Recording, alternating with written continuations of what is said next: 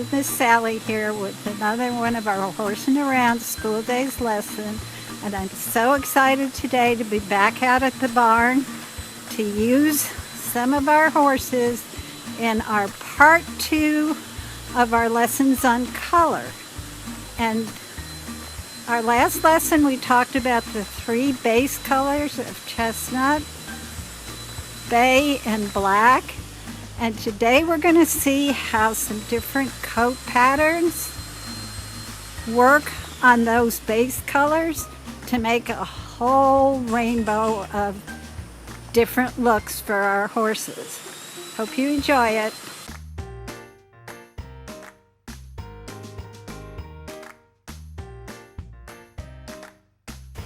Okay, this is our little sweet Miss Snowflake.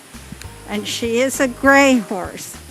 And gray horses are born one of the base colors, and then gradually their hair loses the pigment until most gray horses are completely white by the time they're an old horse. Snowflake is what we call a flea-bitten gray because she's maintained little flecks of her original base color in her coat, but you'll notice as a characteristic of a gray that they always have a dark skin underneath that coat, and you can see that around her eyes. Now there's also a coat pattern in gray called dapples, where as the horse gets gray, some of the lighter and lighter grays, some of the dark areas stay as round spots for a long time, and so those are called dapples. Another coat pattern that we're going to talk about is known as a leopard coat pattern. It is the coat pattern of the American breed of APPALOOSA. It also appears in other breeds, but the APPALOOSA is known for this coat pattern. And it's a mixture of white hairs in patches or flecks all over their bodies. Their legs and heads generally are darker, and the white can appear as a huge blanket over their hips and back, to the minimal white flecking that we see on Miss Chocolate. And as we get up a little closer, you can see some of her APPALOOSA dots. There she is, and you can see especially right back here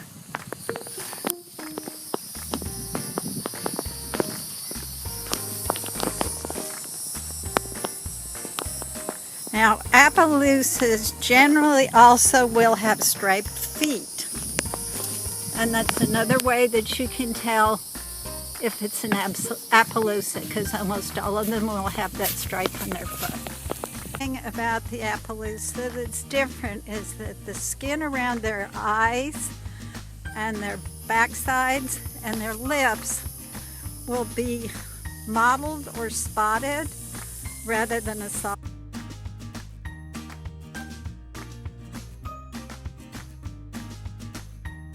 This is Miss Leah, and she's going to help us talk about the roan color. Now, you might get confused between roan and gray, but because they both have white hairs mixed through their body. But a roan is born that way. Grays are always born a solid color, or almost always. And a roan head will stay solid color except for a clear white marking, maybe a blaze or a star.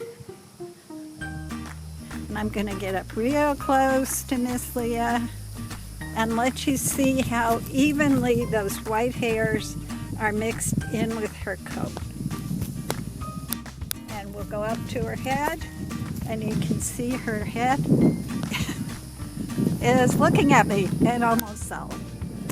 Thank you, Leah. Important difference between a gray and a roan is a roan will not lighten to almost white over years. They'll stay pretty much the same color. And of course a gray can get all the way to white by the time it gets old.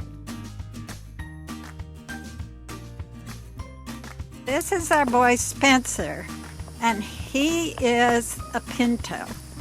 And a pinto can, like the other colors we've looked at, can have any of the base colors, black, chestnut, or bay, but they have large white body spots on them. Now some pintos can be almost totally white, and others can be almost completely solid, but just have a few smaller white spots on their body. A lot of people refer to the spotted horses as paint, but paint really means a breed of registered horses with the American Paint Horse Association, whereas any breed can have a pinto in it.